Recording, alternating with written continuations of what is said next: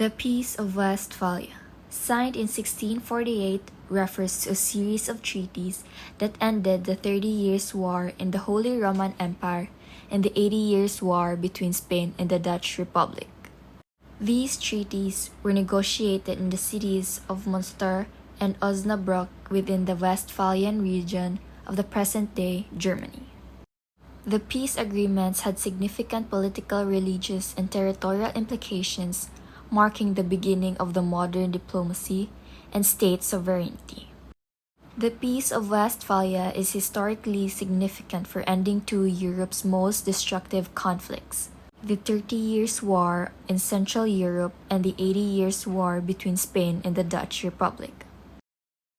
The treaties introduced concepts that shaped the modern international system, such as diplomatic negotiation, legal equality between states, and the inviolability of borders. Additionally, the Peace of Westphalia is credited with the laying groundwork for the secularization of the politics in Europe, reducing the influence of religion in the state affairs.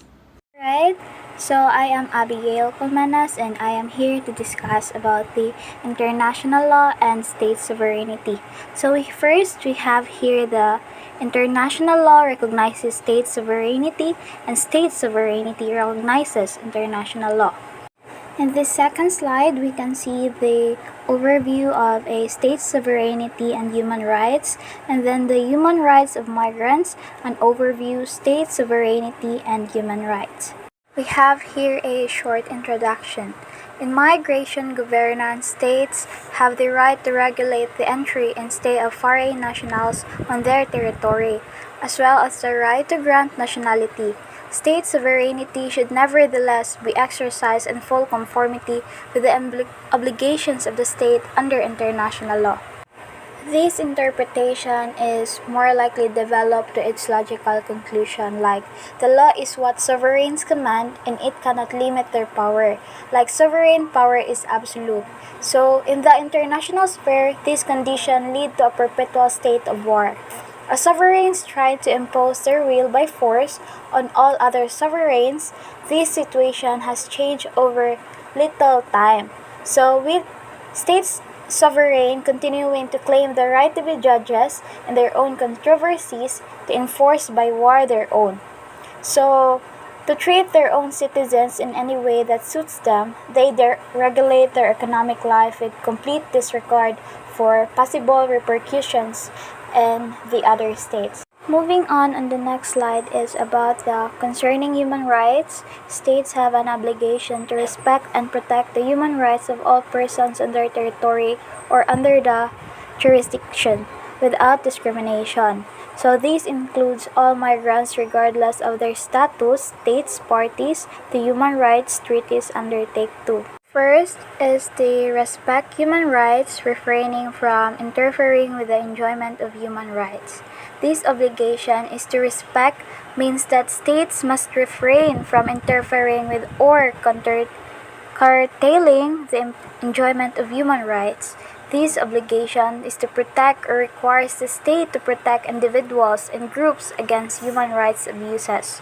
Second one is to protect individuals and groups against human rights abuses. International human rights law lays down obligations which states are bound to respect by becoming parties to international treaties. States assume obligations and duties under international law to respect, to protect, and to fulfill human rights. So same by the human right number 1. Moving on the last part, is the consequence of such development, sovereignty ceased to be considered as synonymous with unrestricted power. States have accepted a considerable body of law limiting their sovereign right to act as they please. Those restrictions on sovereignty are usually explained as deriving from consent or autolimitation, but it can easily be demonstrated that in some cases, states have been considered as bound by certain rules on international law despite the lack of satisfactory proof that these rules were expressly or implicitly accepted by them. So new rules cannot ordinarily be imposed upon a state without its consent. by the will of the other states. In this way, a balance has been achieved between the needs of the international society and the desire of states to protect their sovereignty to the maximum possible extent.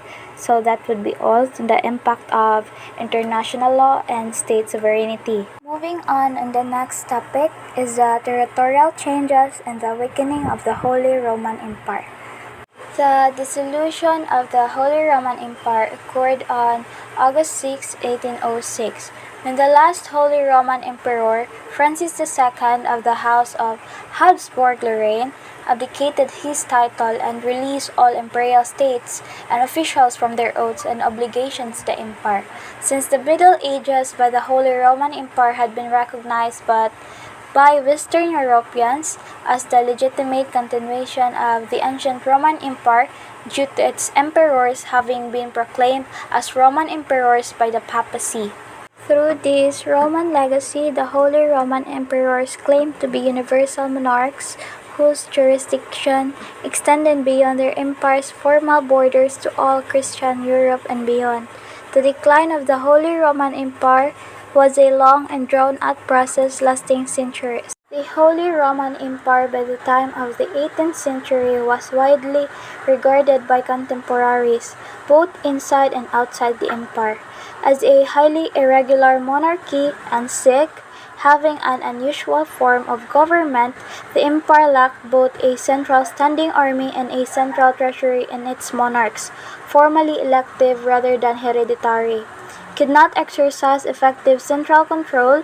Even then, most contemporaries believed that the empire could be revived and modernized. The Holy Empire finally began its true terminal decline during and after its involvement in the French Revolutionary Wars and Napoleonic Wars. Moving on the Napoleonic Wars, we have here Tristan da Cunha Napoleon Bonaparte, later known by his regnal name Napoleon I. He was a French military officer and statesman who rose to prominence during the French Revolution and led a series of successful campaigns across Europe during the French Revolutionary and Napoleonic Wars from 1796 to 1815. Napoleon is considered one of the greatest military commanders in history, and Napoleonic tactics are still studied at military schools worldwide.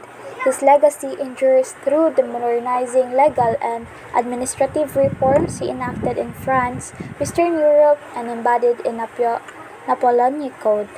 In 1804, Napoleon proclaimed himself as the Emperor of the French, which Francis II responded by proclaiming himself the Emperor of Austria.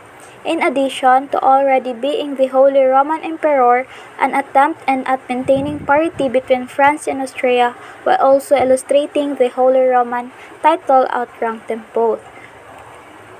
Austria's defeat at the Battle of Austerlitz in December 1805 and the secession of a large number of Francis II's German vassals in July 1806 to form the Confederation of the Rhine and a French satellite state effectively meant the end of the Holy Roman Empire.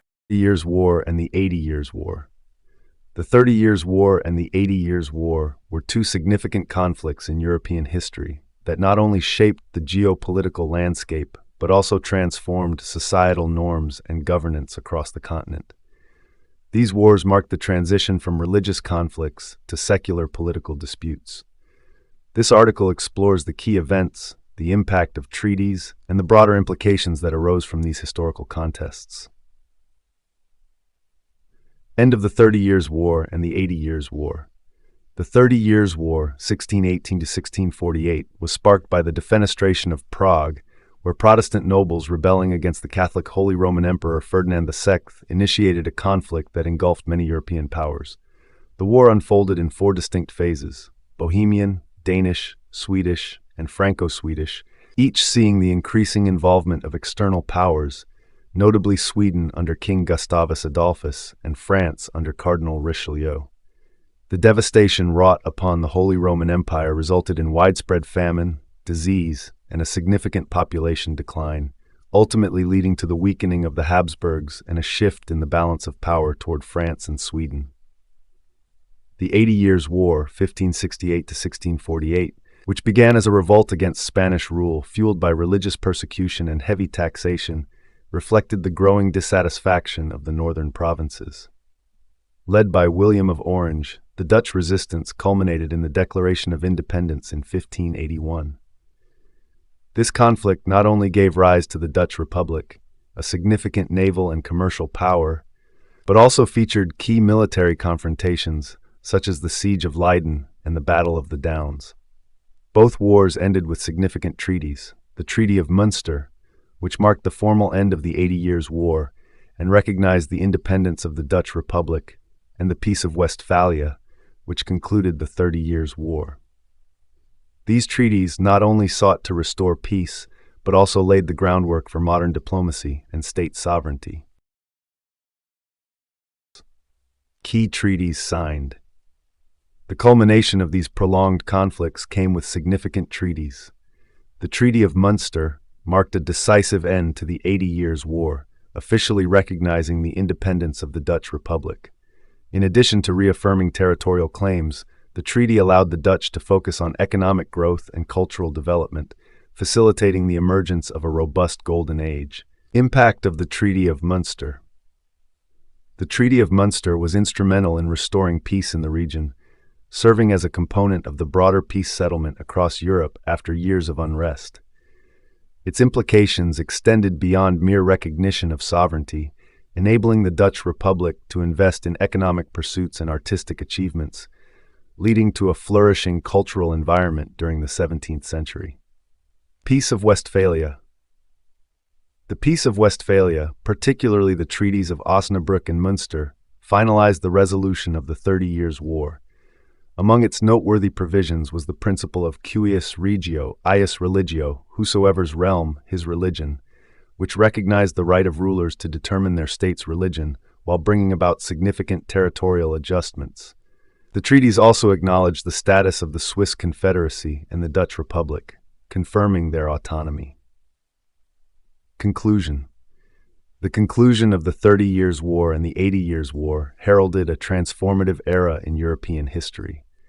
The Peace of Westphalia established principles of state sovereignty and non-interference that remain foundational in contemporary international relations. These conflicts reshaped the political landscape, moving the focus from religious strife to structured diplomacy and political power dynamics. Ultimately, the legacies of these wars continue to influence our understanding of statehood, sovereignty, and international law in the modern world. I'm Kian Rubik Limako, and I'll be talking about establishing sovereignty and religious toleration. So, the Peace of Westphalia was a series of treaties that ended the war in the Holy Roman Empire and the war between Spain and the Dutch Republic. It is regarded as a crucial moment in shaping modern international relations and political sovereignty. So, sovereignty refers to a nation or a state's supreme power within its border. It means countries have the right to control what happens inside their border and cannot interfere in what happens elsewhere. So the Peace of Westphalia is often credited with laying the foundation of the modern international system of sovereign states.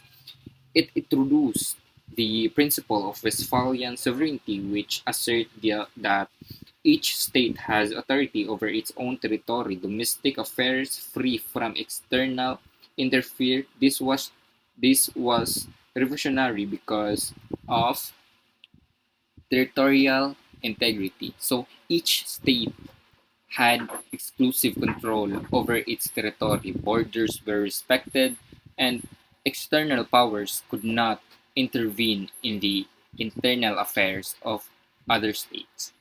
And political authority. The ruler of each state had the ultimate authority within their domain. So, so consolidating political power within the national borders and the diminishing the influence of the Holy Roman Empire and the Pope. So this led to the emergence of a system of equal and independent state where diplomatic relations and treaties become essential tool in international politics, and religious toleration. So religious conflict had been a major cause of the 30 Years' War, which began as a struggle between Protestants and Catholic state within the Holy Roman Empire. So the Peace of the Westphalian so helped mitigate this tension by promoting religious coexistence, specifically through coheregio ios cuius regios ios regio, or or in other words or in other words, those realm his religion. So it granted the ruler of each state the right to determine the official religion of their territory, whether it was Catholic or Catholicism and other religion. So religious toleration. So it is the practice of allowing people to hold religious belief or practices that differs from one another. So it means, or to simplify, um, it means that the government allows other religion to be there, and through sovereignty. So through sovereignty, um, it is the central concept today. So the idea of absolute non-interference has been challenged by globalization, human rights concerns, and supranational organizations like the United Nations. Sim- Similarly, the concept of religious toleration that has evolved into most robust idea of religious freedom in many parts of the world. So that's all.